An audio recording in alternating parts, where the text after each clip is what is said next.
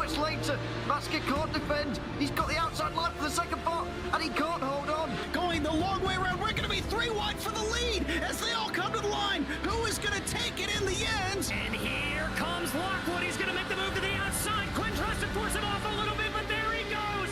It's going to be side by side through turn 1. Will he be able to cover him off? He does. Weaving back to the left-hand side. Reynolds is trying everything. The kitchen sink is being thrown at it. They're leaning on each other. Coming into turn number 3. It's going to be a drag race through 3 and 4. Coming back to the line. Here comes Frisch on the bottom. Bouchard's going to hold the inside. Tries to be the late breaker here. They're going to be side by side through the final chicane. They bang doors, but keep it clean. As they're still 4 wide on the run down into the back straightaway. Demerit's looking for a line as well.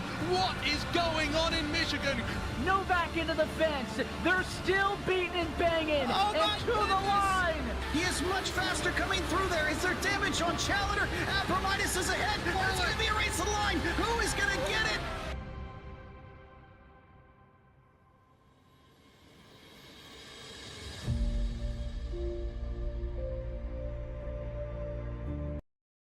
Racing isn't easy, but experiencing it is. iRacing puts you in the driver's seat with the industry's leading sim racing game. Drive on laser scan replicas of the greatest racing circuits from around the world.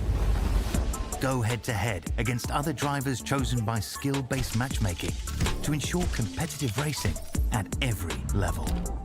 Compete across all your favorite series. In officially licensed cars, engineered to deliver the most accurate driving experience possible.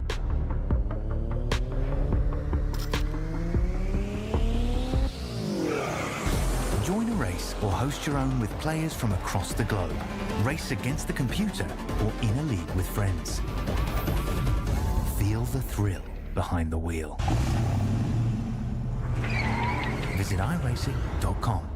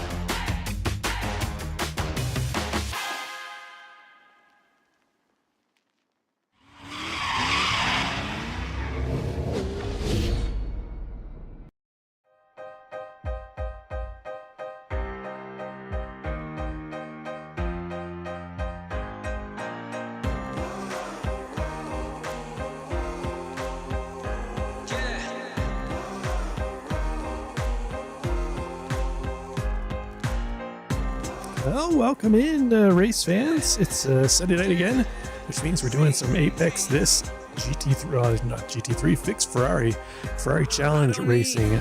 This is week number 8 of the 12-week season.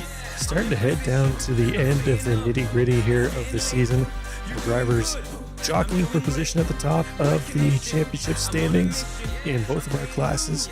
Qualifying just getting underway here. We're at the Circuit of the Americas. You can see there, if you don't recognize the track just by the track map out there, that is where we are located this week. Drivers on track here as we're on board here with Rob Fellon currently putting in his outlap, get his qualifying underway. So a little bit about Circuit of Americas.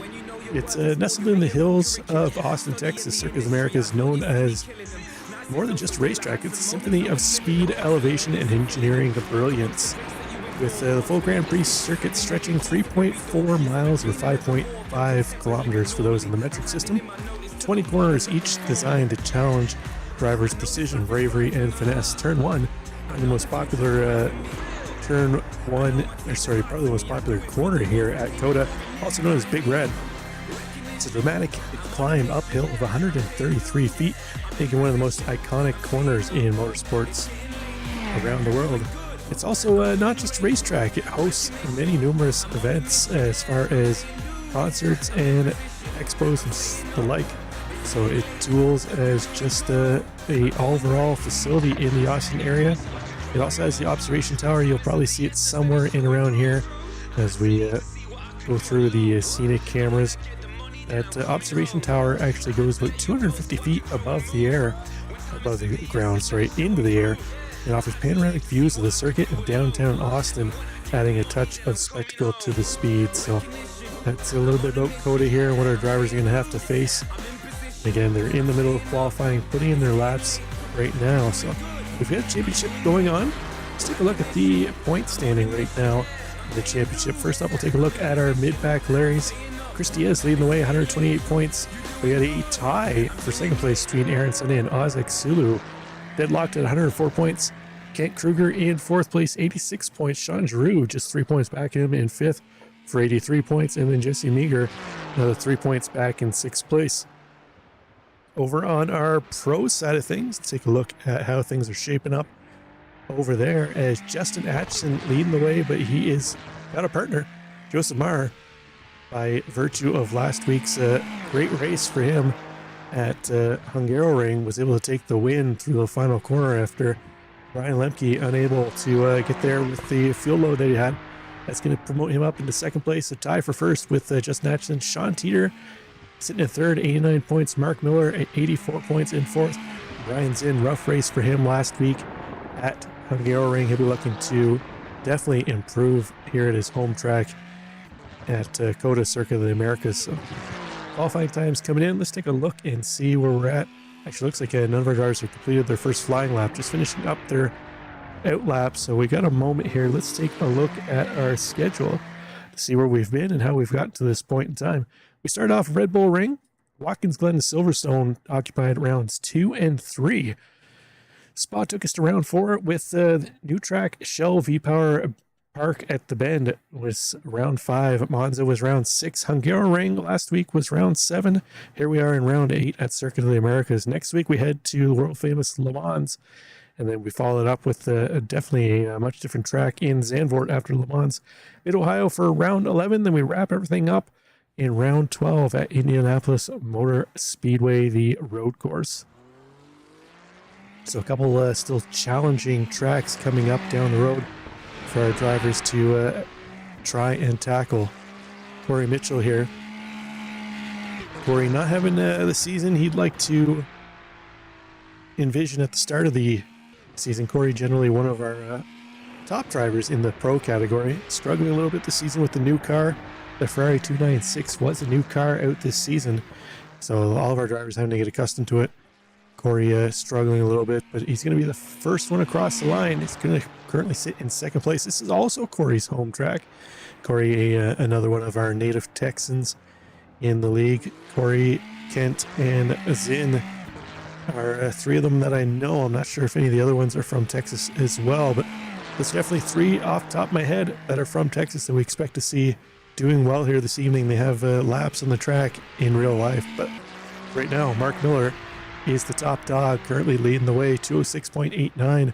That's just 1/10 up on Corey Mitchell. So Miller doing well this season. He'd definitely like to keep pushing forward, but we'll see how he does. Brian Lemke, as you mentioned, strong race last week. Unfortunately, didn't have enough fuel at the line. Cost him a win. Had to give that up. We expect to see a bounce back from him this week. Austin Ham, one of our new drivers, currently sitting in fifth place right now, the 009, with the multicolored, it almost looks like Audi rings on the side of that car. Not exactly sure what to make of it, but it's definitely a color car that you can't miss on tracks. Welcome into our chatters on the vertical stream. We threw up the vertical stream for the first time this evening, so if you like it, by all means, hit that like button, hit the subscribe button. Might be something I'm trying going forward as the season progresses, and maybe we'll expand it into another one of the leagues too as well. But welcome in. Hope you enjoy. Let's check in with our chief admin, Kent Kruger, the big dog. Kent, rough race last week in the rain at Hungaroring. He'll be looking definitely to bounce back off that. He pulled off early in the rain. It wasn't really cooperating with Kent going deep off into one of the corners. He decided to call it a quits and regroup up for this week. Gorilla Edit in chat. What game is this? Is iRacing. This is iRacing. These are the Ferrari 296 Challenge cars new this season at iRacing. And again, this is the circuit of the Americas that we're at here this evening. So let's go on board here with Kent Kruger as he's heading into turn 12. At the end of the longest straight, you got to really get it woed up. These cars that don't have very good brakes at all, basically more or less the stock brakes that come in the road car. These are virtually the road versions of the 296 Ferrari 296 with a big old wang on the back. A couple little aero Cunards on the front bumper, but otherwise car virtually more or less stock. 700 horsepower give or take on these cars. Not a whole lot of aero, so they are a handful for our drivers to deal with. They do have ABS and traction control on board and available for the drivers, so we'll see how they work out. Is that a mobile or PC? This is PC, iRacing PC. So Kent's gonna cross the line. We'll see if he is able to improve. Currently no time in from Kent. Easy to get off tracks here, which would negate your qualifying time. So let's see here as Kent crosses the line. Looks like again he's not going to have that lap count. Kent dealing with or struggling with the off tracks here at COTA Circuit the Americas. It is a track that is really harsh on the off tracks. As we see Jesse Meager here, basically once you put about half of the car, the middle point of the car, across the basically the white line section of the red and white curbs, that's going to trigger an off track, and that will negate your qualifying lap time, and you have to run another lap around. So unfortunately Kent falling victim to that. We'll see if he's able to find some more pace as the race goes on. Kent, as I mentioned, one of our resident Texans, but let's take a look and see what we have for track conditions out here this evening. So we got 84 degree air temp. That's going to translate to 124 degree Fahrenheit track temp. So it is a scorcher out there. Our drivers are going to have to really take care of their tires not to burn them up early on in this 40-minute race. They're going to need to get them all the way to the end. They will have to take a pit stop at some point in time for some fuel. Oh, Brian's in, throwing it barreling off into turn 1 as he's completed his lap times. Is that free in PC? It is not free. It is it's a $10 a month subscription. Actually, you can get it a little cheaper. There's certain ways you do it. If you go to the FIA.com/esports page and you register with your local club there, they charge you a donation fee. I think it varies from one club to the other depending where you are in the world, but somewhere in around $10. And they'll actually give you a 1-year pass to iRacing with all of the included content plus the FIA Formula 4 car. So you get something like, I don't know, it is 20 to 30 tracks and another 10 to 15 cars that come with it. And then you have full access for 12 months. This league races on Tuesday nights. The Mazda MX-5, which is a free car, well included car in the service. So if you're interested in doing that, it's also a lot of the included tracks that they race on too as well. So the league is always recruiting, always looking for more drivers if you're interested. But that's going to do it for qualifying. Just wait for timing and scoring to click over here, and then we will fire up the grid. So there we go. Let's take a look. Brian Lemke taking top spot over Jesse Meager. Corey Mitchell, nice run for him. Starting in third, yellow Mark Miller to his outside. Brian Zinn going to start fifth with Austin Ham in sixth place. Joseph Mara and Ozik Sulu going to make up row 4 in seventh and eighth. Rob Fellon in ninth, and Felipe Cox going to round out the top 10. Stan Hammonds jumped in at the last second, did not set a time. He's going to start in 11th with Chris Diaz to his outside. And then we're going to find Kent Kruger, tail on the field. The big dog got some work to do. The native Texan, he's going to be wanting to try and find a way up through the field, no doubt. So we'll see how Kent does here this evening. Plenty of time for him to try and work his way up. So we expect to see some big things from the big dog. So just waiting for two more drivers to hit the grid. Corey Mitchell and Kent Kruger. Kent has gridded up. Just waiting on Corey Mitchell. And then we'll be getting underway. Looks like we are doing a short pace lap. driver's going to start, they're gridded up just before turn 12. They'll run around behind the pace car, and then we'll be underway. Again, 40 minutes of action here. Our drivers are fuel limited. They're running with about 45, if I remember correctly, percent load in the fuel tank. They'll have to pop in at some point in time to get some fuel. No need for tires, just a little splash of fuel, and then they'll be off and underway again till the end. I'm actually kind of surprised that our top Texas drivers of Corey Mitchell, Brian Zinn, not exactly sitting on the top of the leaderboard. Corey in third, nice spot for him. Brian Zinn in fifth. I actually thought Zinn might be fighting for top spot here in qualifying, as again, it's a track that I believe we had Zinn on last week in the booth after he popped out after early race incident, and he had mentioned that COTA was his favorite track, so maybe he didn't have any time to practice, but we'll see. Maybe he's got the race pace to get himself up there. But Jesse Meager, Brian Lemke going to lead us around behind the pace car. So we got the Porsche pace car out here this evening. The lights are off, so we're going to go green once they navigate through the 15, 16, 17 complex here, also known as the arena. As we see here, cars weaving their way back around through in around the grandstands, otherwise known as the arena.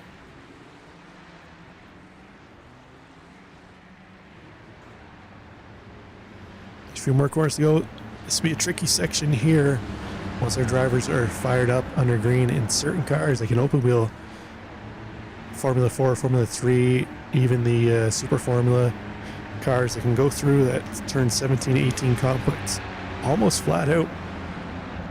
These GT3 machines, well, GT3 based machines, I keep saying GT3, but it's not the GT3 machine. Not quite the Aero here, and they're a whole lot heavier, so they have to lift and actually have to coast a little bit, maybe, and drag the brakes through that corner. But here we go into the final corner. And there we go. We're waiting for green to get underway. Barney's got the green flag in hand, ready to drop it. Oh, long wait here for the green flag. Barney making them hold. There we go. Green away. Lemke getting a nice jump. He's going to take top spot into turn one. Corey Mitchell looking up the inside of Jesse Meager in the red and white car. Mitchell trying to find a way. Oh, Austin Ham goes flying around the outside of that multicolored car. Corey Mitchell going to move himself up one spot into second place. Austin Ham, that car we saw flying up the outside of turn one. He's going to actually pick up 2 spots out of all that, even though with flying off out there. Well done by him. Mark Miller, the big loser at the start. They're down 3 spots. Not sure what happened to Miller. Maybe a little cautious at the start there, but unfortunately for him, he is our, well, guy who would like to restart the race over again. But up front, Brian Lemke leading the way. Lemke already opened up himself a nice 0.6 gap over Corey Mitchell as they head into turn 11 for the first time, also known as the hairpin. Actually, I think we got a nice drone camera there. There we go. See our field heading into the hairpin there, leading them through. Looks like Stan Hammond's working his way up on the inside of Rob Felon. Hammond's in the Sky Lounge machine, hopped into the session at the last moment, got himself up 2 spots already early on in this one, so nice run early here for Hammond's. Next up on his list is Oz Xulu in that yellow Ferrari up ahead. Actually 2 yellow Ferraris up ahead, but Xulu in the more orangey yellow car, as Hammond's going to go a little wide out of turn 12 there. Unfortunately, he's going to have to gather that back up. Let's see how our main Texan, Corey Mitchell, is doing. Corey trying to pull away from Jesse Meager. Meager lost that spot to Mitchell into turn 1. He'd love to get it back, but right now Corey doing his best to hold on to that position.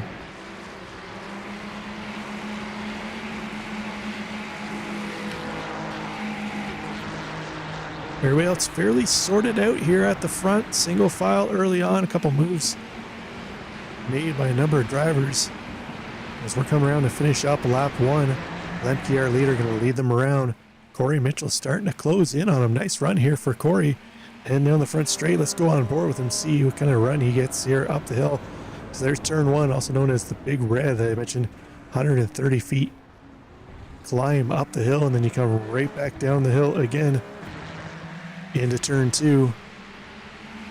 See what kind of pace Corey can pick up here through the S's.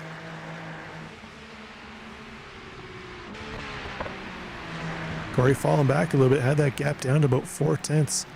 Fell back to about 7/10 entering into the S's. Lemke pulled out a little bit. Looks like Mitchell picking up some pace through the exiting of the S's as they head into turn 9 and 10. Quick little left, right, left combo here. And behind them, Jesse Meager. Fall back off Corey Mitchell. Mitchell strong, exiting through turn 9, 10 into turn 11. See what kind of run he gets down here on the long straight between 11 and 12th. Longest straight on the track right here. If Mitchell's going to get some draft help, this is where it's going to be. Go on board here with Corey Mitchell. See Brian Lemke, our leader, up ahead. The draft not super strong in the Ferrari Challenge cars. You can see Corey having to try and go late in the brakes to really close that gap. The draft not really much of an advantage for him, but he does. It takes 2/10 off Lemke into the braking zone. So he was able to keep pushing forward, but a little further back there, we've got a battle now for 3rd place. Jesse Meager leading a pack of about 5 cars around here. On board with Joseph Marr up 2 spots from where he qualified. Austin Ham and Jesse Meager just ahead of him. Meanwhile, he's got Brian Zinn and Mark Miller in tow. With a 2.5 back of Mark Miller, we find Stan Hammonds quickly got around Isaac Sula when he caught him. We'll see if he's able to close in on that battle currently raging on for 3rd place with about 5 cars involved. Let's even go back, take a look at that first corner lunge here by Austin Ham as he went up and around the outside. Somehow was able to keep going. Oh, he tagged Zinn coming back through. I'm pretty sure Zinn probably not going to be all that happy with that. We'll see how the stewards look at that, because technically I guess that would be a off-track rejoin by Austin Ham. He went deep off into turn 1, came back on track. So again, we'll see how the stewards roll after the race. Next week we'll have an update on that. Let's pop back a little bit here. Kent Kruger got himself up 2 spots. As I mentioned, Kruger, the chief, had been in the league. Oh, somebody's throwing up some smoke up ahead. Looks like Isaac Sulu went off track ahead. We'll take a look and see what happened there in a moment. Looks like possibly he and Rob Fellon got involved in something. As I mentioned, Kruger, not the race he wanted at Hungaroring in the rain last week. They're looking to improve on that. So let's take a quick look here at what happened to first Rob Fellon. You see Chris Diaz in behind him. Not sure if there's any contact here. No, it just looks like Fellon lost the back and he swung around. Oh, Diaz too as well. Dueling spins there by our 2 Ferrari Challenge drivers. So both of them are going to get back on track. And then let's see what happened to Isaac Sulu. I believe this was just ahead of Kent Kruger. The smoke we saw. Oh, he gets a little too much of the turn. Oh, and it snaps around on him. So it looks like he'll be able to get back on track. Only lost time in a couple positions on that one. Fortunately for him, it didn't throw him way off into the wall. But up ahead, Brian Zinn has gotten around Joseph Marr. Let's take a look here and see how that happened while we were looking at the replays. So he went 2 by 2. Zinn with the inside. He's going to have the preferred line through here for the double right-handers. And that's going to give him that spot over Joseph Marr. So we'll have to see if Marr can now fight back and take that position away, as they got Austin Ham just ahead of him. Ham still up 3 spots where he started early on, as it looks like something happened to Jesse Meager too as well. Let's take a look and see what happened to Jesse Meager. He was our 3rd place driver leading this pack. Looks like another driver in through the S's possibly. Oh, he just loses the back end. Thankfully, everybody gets by, clear of him. Gets a turn around, sort of back out, but even Stan Hammond's going to get by him. That's going to drop him all the way down to 8th place. So, not how Jesse Meager probably envisioned that race when he got out to 3rd place early on. But let's pop back up here to the lead as Corey Mitchell falling back now off Lemke. Last we checked in, Mitchell was only about half a second back. He's now fallen to sitting about 2.8 seconds back of Brian Lemke, our leader, up ahead. So See if Mitchell able to close that gap down now. The battle right now is for third place. Zinn putting a ton of pressure on the back of Austin Ham. We saw these two drivers tangle on the exit of turn 1 early on. No doubt Zinn's going to be pushing hard to try and get that position back. Shows the nose up into the inside as they head into the braking zone for turn 12. Trying to force a mistake from Austin Ham, trying to force him to drive in his mirrors a little more, push a little deeper into the corner. Ham going for more of a late apex through turn 13 and 14. Zinn holding a tighter line. Oh, Ham getting a little squirrely, getting back into the throttle. That's going to allow Zinn to close that gap up even more as we take a look back here from Austin Ham. You see Brian Zinn lurking in behind with that Garfield paint scheme. Lurking like Garfield over a lasagna. Zinn going to look up to the inside through turn 19 into turn 20, final corner on the track. Ham's going to come across, close that off, but he's going to go wide out of the final corner. That's definitely going to give him an instant point for that. And it's a matter of who gets the better run out of turn 20. I know Zinn had to compromise his exit there, had to bail out of it not to get into Ham. Looking up the inside of turn 1, Ham's going to go wide. We saw he was able to get into the throttle earlier out there on lap 1. Zinn still side by side. They're going to go door to door here into turn 2 and 3. Zinn going to make that move clean and clear before they get into the S's. They are reeling in Corey Mitchell though. Corey Mitchell now only 1.2 seconds ahead of Brian Zinn. Not sure if Mitchell got some damage off of one of these yellow turtle curbs or not, but his pace has dropped off drastically here. So we'll have to see if Mitchell's able to find that pace he had early on. Potentially overheated his tires a little bit as he's pushing the pace to try and stay with Brian Lemke up ahead.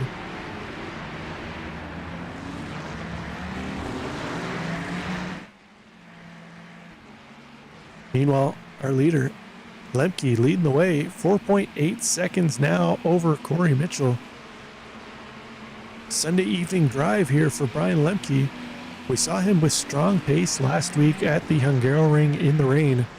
Unfortunately, a little bit of fuel issues at the end cost him the win, where Joseph Meyer was able to take that away. So we'll see if Brian Lemke a little more cautious with his fueling, I guess we'll say, this week when he comes in for his fuel cycle. Right now, though, comfortably out front, just opening that gap up even more on Corey Mitchell. 5.2 seconds now as Mitchell falling into the clutches of Brian Zinn, Austin Ham, Joseph Barr, Mark Miller, and Stan Ham is not too far back of that pack too as well. If they could, if they start battling up ahead, we could see Hammonds. And it looks like Jesse Meager, he's towing along Meager as well. They could get into that battle for second place. Across the line, that's going to finish up lap 5 and on to lap 6 for our second place battle. Take a look back here for Corey Mitchell to see how late Brian Zinn gets onto the brakes into turn 1. Really deep on the brakes. Oh no, Austin Ham almost gets into the back of Brian Zinn. Fortunately able to get it woed up in time. Joseph Meyer almost got into the back of Ham too as well. That was almost the end of a couple drivers' race right there.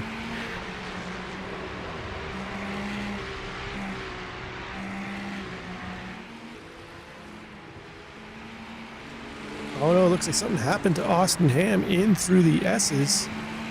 Potentially nailed one of those turtle curves. Looks like might have a little bit of suspension damage. That back end of the car looking real loose. Take a quick look here in a moment to see what happened to him. Hey, looks like he's definitely fighting that car right now. Let's see what happened to Austin Ham. It was hitting, oh, you got a ton of that inside turtle curve there. Oh, and another one. That's definitely going to be possibly some suspension damage, even a little bit of floor damage off that one. Those yellow curbs have a real sharp edge to them. I've actually snapped a wheel off an open wheeler hitting them. And I believe it was Formula 4 that happened to, but just up ahead of them. Stan Hammonds and Jesse Meager fighting it out for 6th place. Hammonds holding on to that spot right now, up 5 positions from where he started. Jesse Meager, we saw what happened to him in the S's early on. He's trying to recover from that. Started on the front row in 2nd place. Got moved down to 3rd by Corey Mitchell into turn 1. And then had that unfortunate spin after hitting a curb. Dropped himself all the way back down into 8th place. He's got himself up into 7th right now. Stan Hammond's just ahead. See if the two of them battle or see if they work together to try and chase back in that pack up ahead. As you see Corey Mitchell heading to the line to finish up lap 6. Brian Sinn's caught him but hasn't been able to close that gap. Saw Mitchell falling back the last couple of laps, losing some pace, but looks like he's picked it up again. I wonder if it was strategy-wise for Corey, trying to save a little bit of fuel here, as there is a lot of areas at COTA where you can lift and coast. Welcome in, Blue Crab. Oh yeah, the sausage curve. The good old sausage curbs. You don't want to leave your sausage on the curb, but Corey Mitchell right now would love to see some curb action from Brian Zinn in behind as we look back here from Mitchell. Trying to pull away from Zinn, but Zinn not going anywhere. They're opening up a bit of a gap over Joseph Marr in behind. Looks like Marr falling back a little bit. He's having Mark Miller in behind him. So as much as Joseph Marr would like to push forward, he's got to be wary of Mark Miller in behind him too as well, as we see Corey Mitchell going defensive into turn 11. Now who's going to get the better run out of 11 down the back straight? Long run down the straight into turn 12. Let's see how adventurous Brian Zinn is on the braking here, as he's going to have to try and late brake Corey Mitchell into turn 12. So he's not going to do it. Mitchell going to hold on to that position. Joseph Marr, Mark Miller lurking in behind. Not too far back, either one of those drivers. As our battle is heading into the arena section, there goes Mitchell and Zinn on the bottom. Marr and Miller not to find them.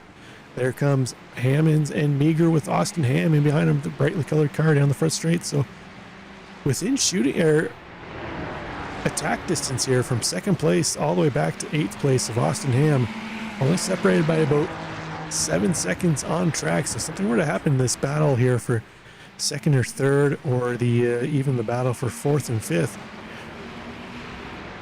Hammonds, Meager, and Ham could be right back into this one. Rooting for Meager just because that stylish livery. I said it last week. Jesse Meager with the livery. It's a beaut. Right now he's trying to find a way around Hammonds. We got Hammonds ahead of Meager, ahead of Ham. So we got a whole lot of Ham on track right now, mixed in with the sausage curbs. It might make somebody hungry out there. Back up front though, Corey Mitchell is in, putting a ton of pressure on now. That Garfield machine would love to talk of the ham and sausage in behind, but right now it's in trying to find a way around Corey Mitchell. Let's go on board here with Zinn, looking from Zinn's roof. See if he's able to find a way around Mitchell, looking to the left. Mitchell going defensive. Zinn going to try and duck up the inside here. Not enough overlap to make that move. Can't quite get later on the brakes. Mitchell's going to bleed out wide though. Here we go. Run down the straight. Joseph Marr and Mark Miller right there too as well. They're going to get draft off both those cars up ahead. Thank you, Blue Crab. Thanks for popping in. We'll see you in the next one. Zinn thought about looking to the outside. Mitchell didn't fall for it.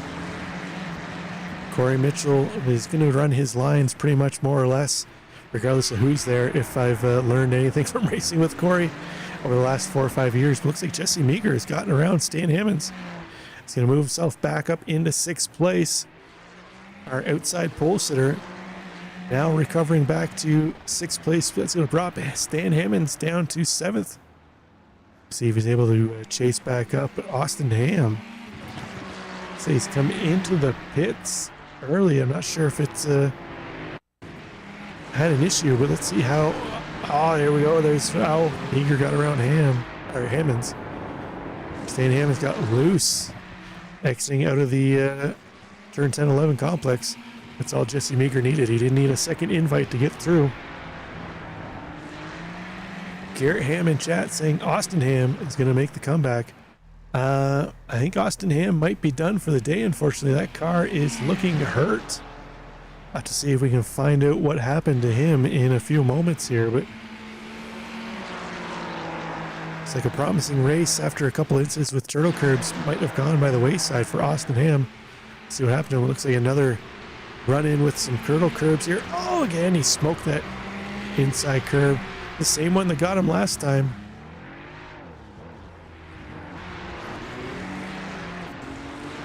And then I think he might have went off track again after that. Let's see here. Oh, he does. So, you know, he goes again off track. Let's see what happened. I believe this might have been last. Oh, double shot of the curbs. This time, unfortunately, he's going to lose the front end there. So, end of a promising race for Austin Ham. Hopefully we see him back next week. Try his luck at Le Mans. With this battle for second place still going on. Corey Mitchell surprisingly able to hold off the charge from Zinn, Maher, and Miller. I'm starting to think now Corey Mitchell was just backing off the pace to keep some temp down in his tires, potentially save some fuel. As we're nearing the halfway mark, none of our drivers have popped in for mandatory service. Actually, it looks like Rob Fellon, one of our only drivers, come in for service, but I'm not sure if that was due to damage, as we've seen him involved in a couple of incidents early on. But the big dog Kent Kruger, our biggest mover of the day right now, up 5 positions. Kent just out here driving his race, not pushing the envelope too much, taking positions as they come to him. He's got Oz Exulu not too far back from him though. Exulu started in the position that Kruger is in right now. Seen Oz, unfortunately, another one of our drivers who's had a little bit of a run-in with the turtle curbs out here. Fell back a couple spots. It was actually right in front of Kent Kruger. And we were following Kruger and Diaz early on. So Chris Diaz actually not too far back in this battle either. In the background, Felipe Cox not too far back in them either. Felipe, I believe, ran his first race in the league last week at Hungaroring in the rain. Of all the conditions to run your first race in a new league in the rain at a track tough like the Hungaroring. So well done for him. Currently sitting in 11th place, down 1 spot from where he qualified, but see potentially saving some fuel here in 11th place. Might be able to take a couple spots away just based on strategy. As it looks like potentially something Brian Zinn has come in for his pit service. So one of our lead cars, Brian Zinn, going for the undercut. So we'll see how that works out for Zinn. So that's going to put him into clean air right now, as he's got Exulu and Kruger not too far up ahead, but we know Zinn has had better pace than both of those drivers, so I suspect once he catches them, should be able to get around them. That's going to leave a fair bit of a gap between Hammonds and Meager, who'll be up the road ahead of him. So when we talk about undercut, what we're saying is Brian Zinn coming in ahead of when the fuel load would be running out for the cars. So what that's trying to do is trying to get himself out of the battle so he could find some clear air and potentially put in some quicker laps. So when the rest of the drivers come in, they'll still be in the battles that they are in. Losing time is what Zinn's hoping for. And then while he's out on clean track, he can run quicker laps and potentially leapfrog them through their pit service. But what that has done is given Corey Mitchell a little bit of relief here, as Joseph Maher and Mark Miller now 1.4 and 2 seconds respectively back from Mitchell. So Mitchell can focus a little less out of the mirrors and a little more out the front windshield here to focus on putting some lap times up ahead. But you know who's not watching his mirrors at all? This man right here, Brian Lemke, our pole sitter. He's led it from the green flag. Very similar to what we saw last week at Hungaroring. So we haven't seen Lemke in for his service yet for fuel. Again, no need for tires, just a little splash of fuel.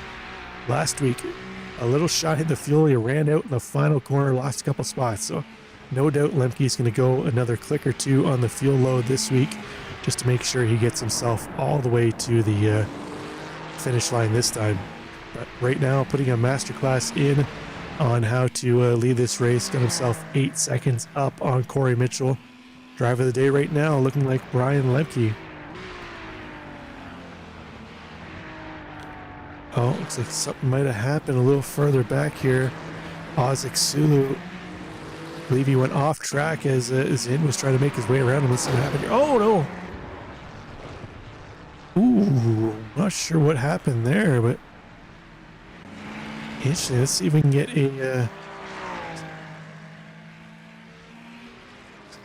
get a cockpit view here of what happened. I think Ozek Sulu might have pulled over to brake to let Zin by, and I think unfortunately Zin wasn't quite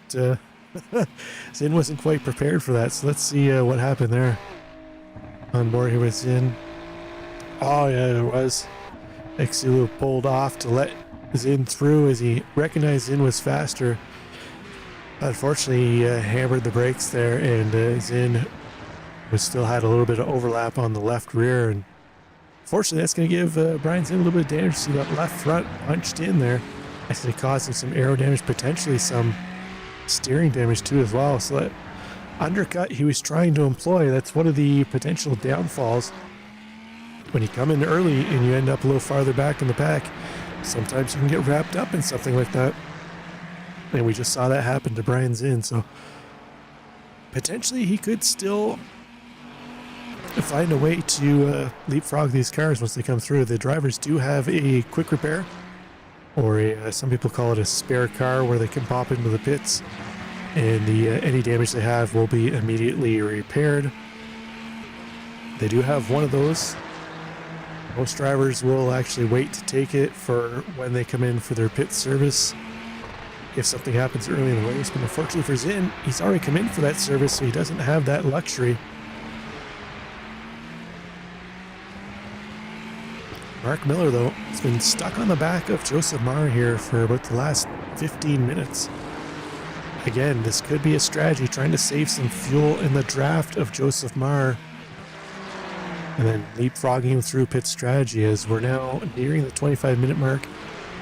Our drivers can go, on average, most tracks, about 30 minutes into the race before they're out of fuel. Coda is a little more of a full throttle type track, longer track, so they may not be able to run that far into the fuel run before they have to pop in for a splash of fuel. So it'll be interesting to see. Miller thought about sticking his nose up the inside of Joseph Marr, but then backed out of it. Looks like something happened to our new driver, Felipe Cox. Let's take a quick look here and see what happened to him in just a second. Just want to make sure this battle isn't going to go off here between Marr and Miller. Looks like Marr gets a little loose out of turn 16. A little looking to the outside. Corey Mitchell not too far ahead of them, though. Looks like Miller going to hold on to that position now. So let's take a quick look at here what happened to Felipe Cox. Looks like another one of our drivers possibly suffering the wrath of the turtle curbs. Oh no. That's just a little bit of an odd spin there for him. So he just lost the back end, got a little loose, and around it went. But Joseph Marr going to pop in for his service. So we'll see now with Mark Miller. It's up to him to put in a hot lap here, while his competitor Joseph Marr in for fuel. If Marr can put in a quick lap here, he could get around.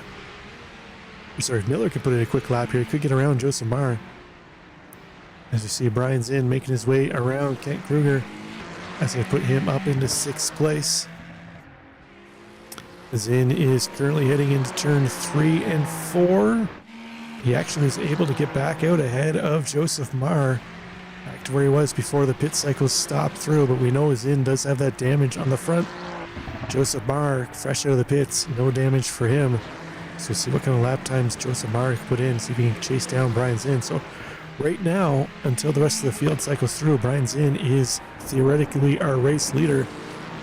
We do know once Lemke cycles through his pit cycle, though, he will be able to hold on to top spot, barring a mistake. The really interesting part will be when Corey Mitchell and Mark Miller come in. So we've seen Zinn and Marr pop in now. Will Mitchell and Miller counteract that with a pit stop this time by? So we'll keep our eyes on them as Corey Mitchell into the arena section. Mark Miller not too far back from either. Our leader Brian Lemke up ahead heading in through turn 18. A couple more corners to go and then he'll finish up lap 13. So keep an eye on Lemke. He's been out front, no draft for him. He's been all gas, no brake. We'll see if he pops in for his service. No, he's going to go by the pit entry there on the left-hand side. Our driver's left, our right. Across the line, he's going to go around for lap 14. So as I suspected, they should be able to go about 30 minutes or so on the fuel. Looks like Corey Mitchell going to go around too as well. Mark Miller going to go around one more lap. Stan Hammond's back around Jesse Meager. Currently occupying 4th place with Meager in 5th. This will be the real interesting part here. See if Hammonds and Meager can stay ahead of Brian Zinn. They're only 9 seconds back of Zinn now. So I suspect Zinn's going to get back around them once they pop in for their fuel service. So right now it looks like those two cars battling it out for about 5th place.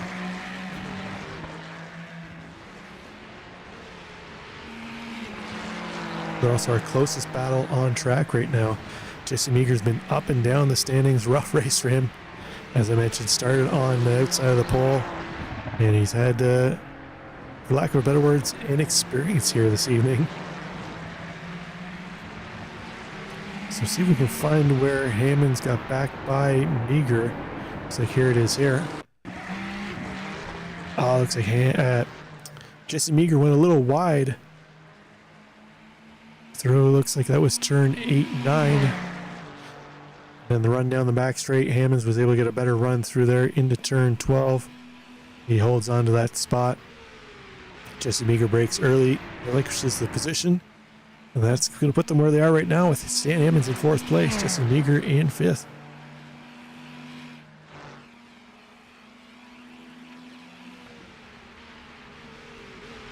Hammonds goes slightly defensive, moves off the race line a little bit to the left.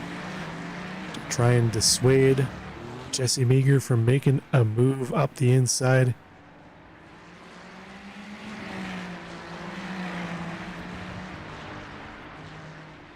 Time starting to be the enemy here for Meager to make that position back on Hammonds. As the clock just ticks over, about 10 minutes to go.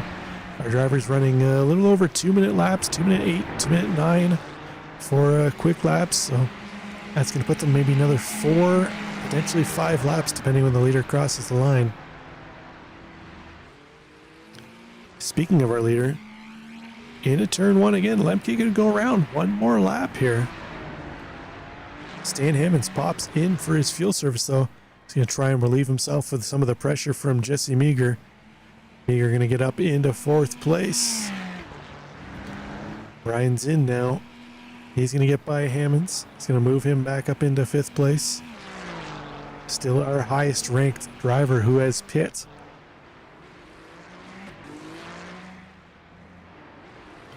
See Joseph Marr moving up the inside of Kent Kruger. That's going to give him 6th place. Kent still up 6 spots on the day. Strong run for him, our biggest mover and shaker. So Kent just keeping that car clean right now, taking what comes to him. Something to be said sometimes without pushing to the limit all the time. You capitalize on others' mistakes. It's working out well right now for Kent Kruger. I'm going to go on board here with the big dog. See Joseph Marr up ahead. Marr really pushing that car, throwing it around into turn 8 and 9. Through the left, quick left-hander turn 10. Down into the brake zone for turn 11, and then it's the long straight between turn 11 and 12. Stay on board here with Kent so you can just see how long it is. Uphill about halfway through, so you can't even see the end of the straight until you come up over the crest of the hill here. All the way down into turn 11, or turn 12. See our drivers coming down the hill. There's Joseph Marr in the black car. Kent Kruger in the, I guess you'd call it fluorescent greenish yellow.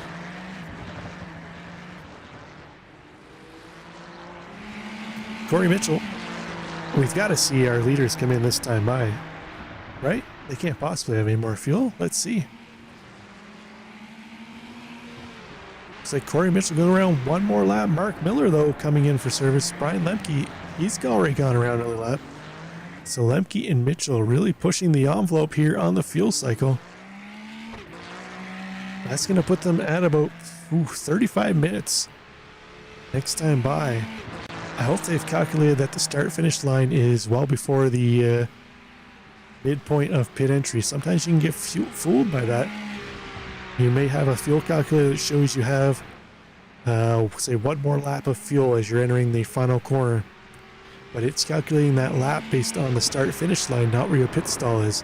So if your pit stall is past the start-finish line all the way down at the other end of the pits, it's not accounting for where your stall is. It's just saying you have enough fuel to get to that line. So hopefully Lemke and Mitchell aren't being caught out by that. We'll have to see as they continue on this lap. But right now, they're pushing the envelope as far as fuel load. Corey Mitchell, I think, might have been trying to save a little fuel on those few laps where we saw him really fall back off the pace. So it wouldn't be surprising to me if he's saved enough to go that extra lap. But Kent Kruger right now on the tail of Mark Miller. We haven't seen Kent Kruger in for service yet too as well. So another driver really pushing the envelope here on fuel.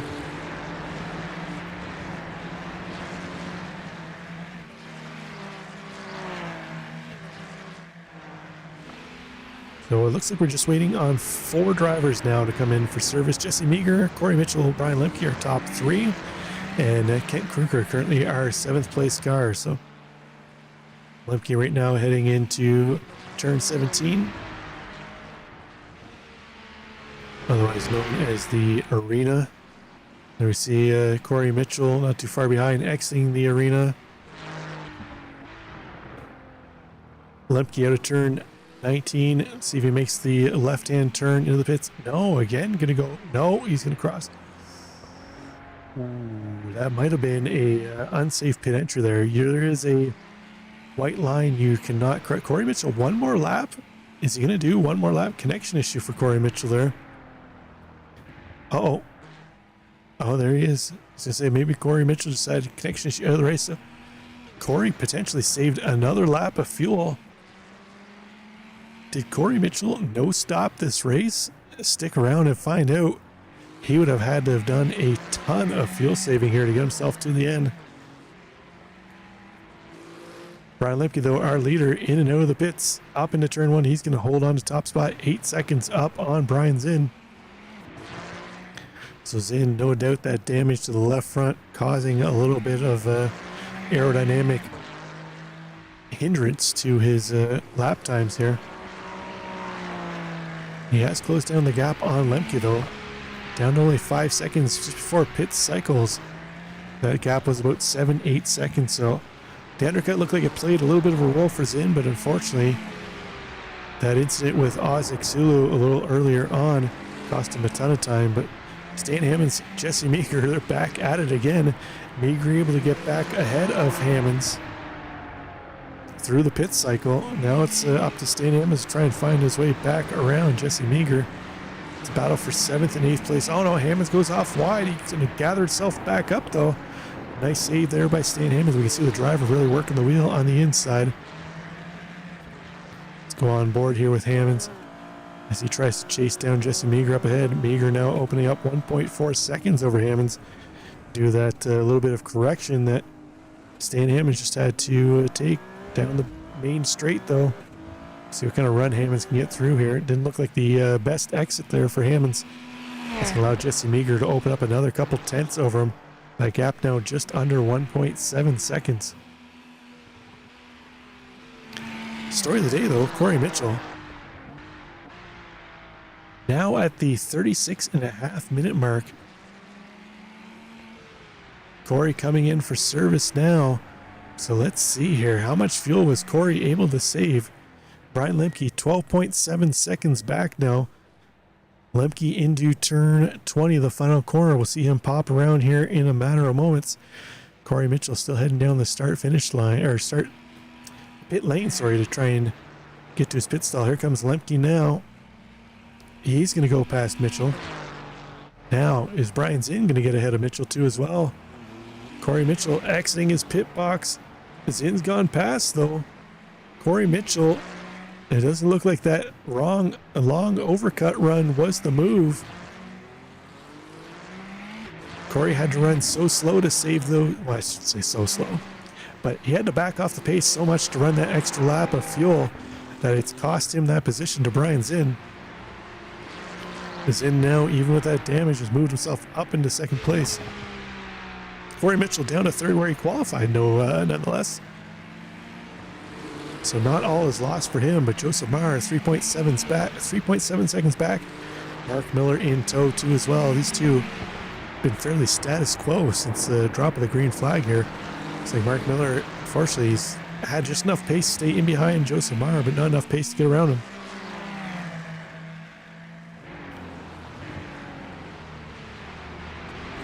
Our leader, Brian Lepke, still has it on cruise control. The gap holding steady 5.2 seconds over Brian Zinn. Zinn holding a comfortable 3 seconds over Corey Mitchell. So we'll see now what kind of pace Corey has. Unfortunately, he's going to run out of laps. We're only going to have one more to go here once Brian Lepke crosses the line. So Corey Mitchell, I think he should have came in earlier, and then he could have pushed, had that full fuel load, knew that he had enough to get to the end. He could have put push laps on till the end of the race. So unfortunately for Mitchell, he might have to settle for third place, barring a mistake from Brian Zinn. But our leader into the final corner here should be getting the white flag this time by. As we'll keep an eye out, there it is, Barney waving the white flag. Last lap around for our drivers. Brian Zinn comfortably in second place. Corey Mitchell 2.7 seconds back. Joseph Maher, Mark Miller, still the same 4/10 gap between them. Just Migrono, looks like Stan Hammonds had to come in again. The car looking a little banged up for Hammonds. Or possibly a drive-through here for incident points for Hammonds. Yeah, it looks like he's driving all the way through Sakota, a tough track as far as getting incident points. Looks like Stan got snatched on the final lap here. I'd take a drive-through penalty. That's going to, fortunately for him, keep him ahead of Kent Kruger still.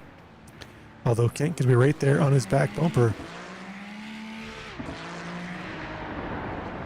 Close battle here. Mark Miller and Joseph Maher. Maher holding on to fourth place. Miller's looked content for the most part to stay back there, but last lap here, this is the last chance for Mark Miller trying to find a way around. He's been saving his equipment for the final lap here. Let's see what kind of push he can get. Oh, nice run out of turn 11 for Miller. Let's see what kind of run he gets down the back straight here. Potentially, could he make a move into turn 12 to go on board here with Mark Miller? Is Joseph Maher going to go defensive at all? Miller showing the nose up the inside. It's going to be a battle of the late breakers.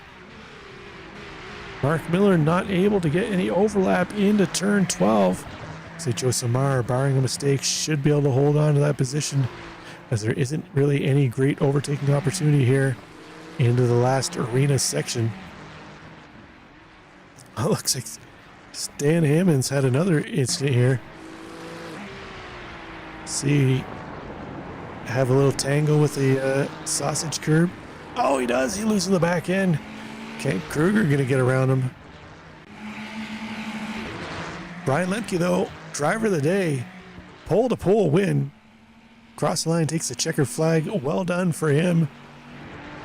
Brian Zinn going to take second spot. Corey Mitchell going to bring it home in third. Battle at the line for fourth place. Joseph Maher going to hold on to that spot just ahead of Mark Miller.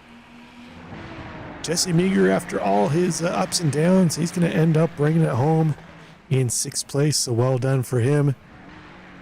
Kent Kruger going to take that spot away from Stan Hammonds at the end.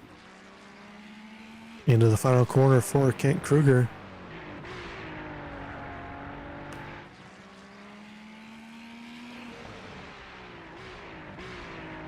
Chris Diaz, up and down day for him. Up 4 spots from where he qualified, though, taking advantage of some others' misfortune. Cross the line for him. Rob Fellon, Felipe Cox, Austin Ham still on track. Just waiting for those drivers to head to the line. Rob Fellon Another driver up and down race for him. Had some incidents, managed to get himself back to 9th place where he qualified now, and nonetheless. It's a nice job for him. Felipe Cox, our new driver, another driver up and down. Was down a couple spots, but he's going to get back to where he qualified in 10th. So nicely done for him. Our last driver on the lap, Austin Ham. Just waiting for Ham to get across the line, and then everything will be official. Couple more corners to go into turn 18 and 19. The race that could have been for Austin Ham, unfortunately. We'll see if he's able to regroup next week for where are we? Le Mans. He showed he had some pace here this week. Next week could be his week, but for right now, the race goes to Ryan Lemke in this one. In the Battle of the Bryans, Lemke takes top spot. There we go, as Austin Ham crosses the line. That's going to make this one official. Let's take a look at the final results. Ryan Lemke takes top spot, pole to pole, 5.6 seconds ahead of Brian Zinn. Corey Mitchell rounds out the podium. Joseph Marr in 4th. Mark Miller comes home in 5th. Jesse Meager in 6th. Kent Kruger in 7th. Christopher Diaz in 8th. Rob Fellon in 9th. Felipe Cox in 10th. Austin Ham in 11th. Stan Hammonds in 12th. And Oz Exulu is going to round out the field in 13th place. Garrett Ham will win Le Mans next week. Well, I hope to see him back up the front, the sharp end again next week, Garrett. But for now, probably a race he's going to want to forget. Let's see, we don't have any drivers in the room here yet. So we'll just take a moment to reset timing and scoring here. As we wait here for a driver, looks like we've got our race winner. Let's bring in our race winner, Brian Lemke. Lemke, well done this week. Looks like you managed to put in enough fuel this time. I did. I probably overfueled that last pit stop. I saw a pretty good gap. I said, just put plenty of gas in that thing, and then I come out and Zinn's like 4 seconds behind me. So good thing I didn't put any more than that. Yeah, it looks like you had it just on cruise control for the most part after you got out front. It looked like I wasn't sure if Corey maybe backed off to try and save a little fuel. He went that extra lap, but it looks like it was probably the wrong play. Saving all that fuel actually cost him a bit of time. Zinn was able to leapfrog him once Mitchell came in for his pit stop. But were you trying to save it all out front, or was it just kind of just maintaining your pace the whole way? No, I knew we were going to have to pit. I actually came in a lap early, so Corey probably just did that extra lap. But no, I was pushing. There was a couple times that I kind of tried to back it off a little bit, and then I would get out of a rhythm, and I kind of get out of my flow, and it's like I just got to keep pushing, and it is what it is, you know. Yeah, no doubt. We head next week to Le Mans. It's, I know it's a popular track because of the 24-hour Le Mans, but I find it, as far as races go, it's not a real racy track. How are you feeling confidence-wise heading into Le Mans after a couple of strong weeks here, barring the fuel issue last week? Yeah, I'm not very good at coding either, and tonight somehow all the stars aligned, so I think I'm probably feeling comfortable in this car at least. So same thing with Le Mans. I'm not all that familiar with it. I haven't really done a ton of laps there, but I feel comfortable in the car. So we'll just do some practice and see where we end up next week. Excellent stuff. Anybody want to do a shout out here, Brian, before we let you go? Yeah, how about all the Apex admins? These guys put in a lot of work behind the scenes every year, and I think the product has been a lot of fun. So shout out to those guys, and shout out to Corey tonight with the podium. That was awesome.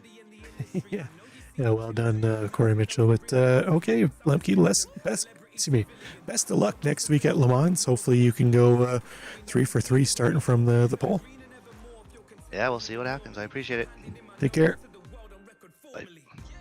That was our winner, Brian Lemke. Let's bring in second place, Brian Zinn.